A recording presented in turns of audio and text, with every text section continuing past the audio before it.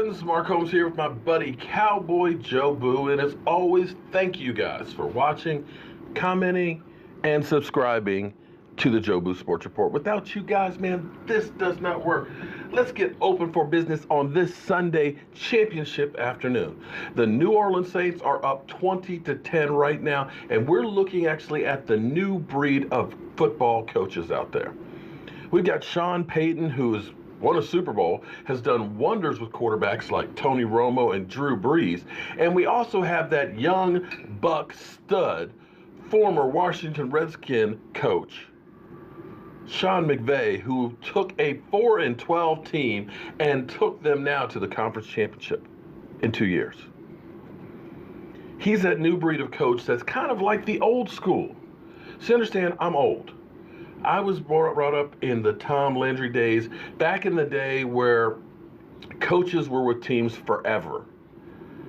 I remember watching the Dallas Cowboys being known as the team that just couldn't win the big one, where they lost to the Colts in the Super Bowl. And I remember when they ended up going back and they ended up beating the Miami Dolphins for that first Super Bowl. I was a little kid. But it was Tom Landry who was not only the head coach, he was the offensive coordinator and the defensive coordinator, and he took that team and was an innovator. He brought in things like the shotgun. He went out and found my man Bullet Hayes. He ended up coming up with the flex defense. They were the leaders in the NFL. Other teams followed. And somehow we lost that way. But you look at what a Sean McVay did when he went to the Rams. He took over for an old school coach, Fisher, whose career had passed him by.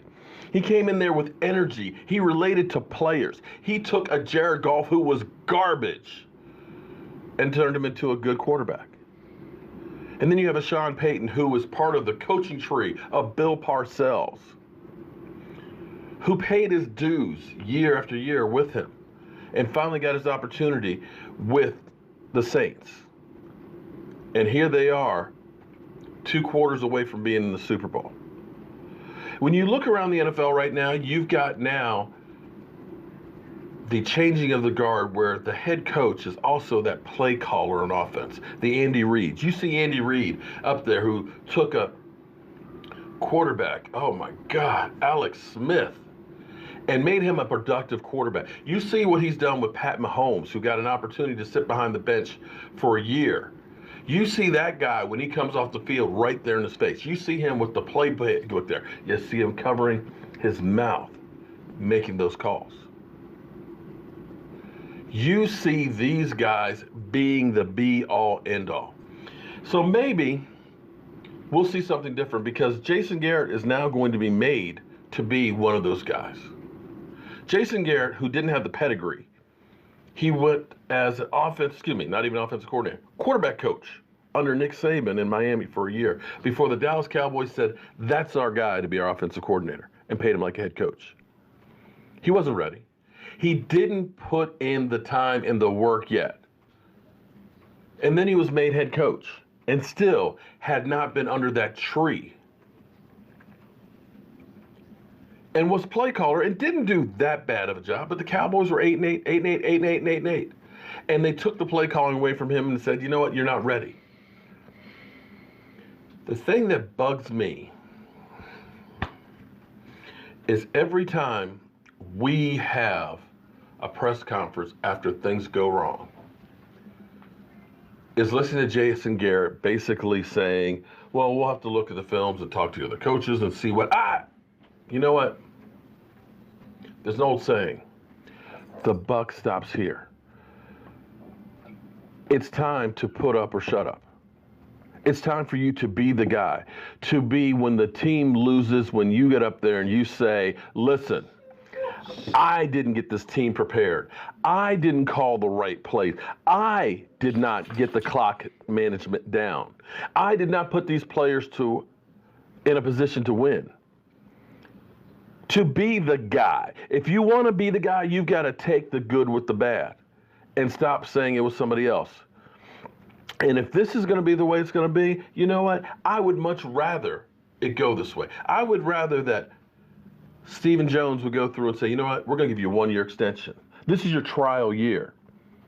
You need to show us that you're worth a long-term contract. Because this crap that we hear every year that Jason Garrett is not on the hot seat. Oh, don't worry, Jason Garrett going to be coaching here for, many years. And he's going no, screw that.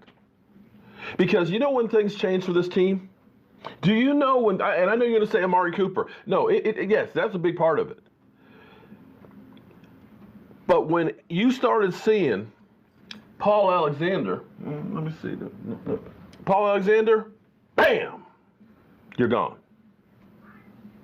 When you started hearing about possible offensive coordinators coming in, when you started hearing about candidates to be head coach, when you realize that your next one up,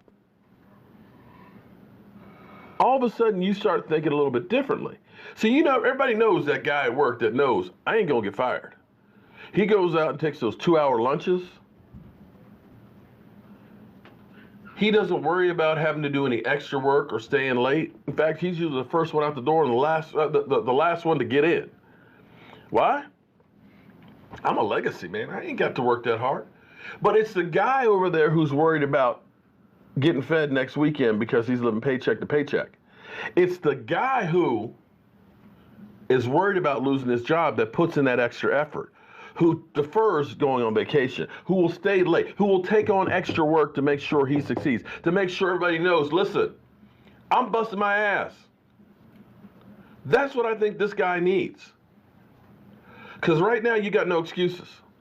It looks like the Dallas Cowboys are surrounding you with Jason Garretts.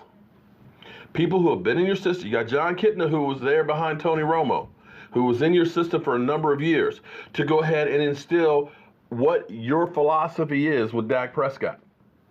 You got Kellon Moore, who's same thing. He went to that school of the Nick Saban coaching tree where Scott Linehan and you were in Miami together.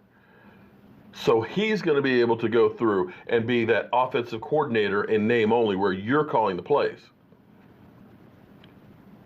You've got players. You got talent. So now, excuse my language, it's time for you to shit or get off the toilet. And again, I apologize, but I need a graphic like that. Shit Jason Garrett or get off the toilet. There can't be any other chances. We've turned over the roster. We had a team built by Bill Parcells when you got here and you couldn't win with it. And don't tell me that DeMarcus Ware, T.O., Tony Romo, Jason Witten weren't enough to win a Super Bowl. Don't tell me that having the best running back in football, a rookie stud quarterback, the best offensive line in football wasn't enough to win a Super Bowl. You got enough right there. It's on you now. And I hope that they give you all the power and control that you either sink or swim this year. Jerry, we got to stop this madness. If you believe he's the guy, let him loose. And Jason Garrett, if you're the guy, grab control of it. Grab the bull by the horn. Put your signature on this damn thing. And show some passion. I'm tired of watching other teams in the conference championship. I'm tired of watching other teams go to the Super Bowl. Teams that were bottom dwellers. The last time we went to the Super Bowl, the Saints were the Aints, wearing bags over their heads. And now they're about to go back to another Super Bowl since we've been there. Let that sink in for a moment. I'm Mark Holmes. And you know I'm passionate. I'm not going to drop off the deep end, but I think it's time for Jason Garrett to show us, to prove us that he is the guy. I'll see you soon.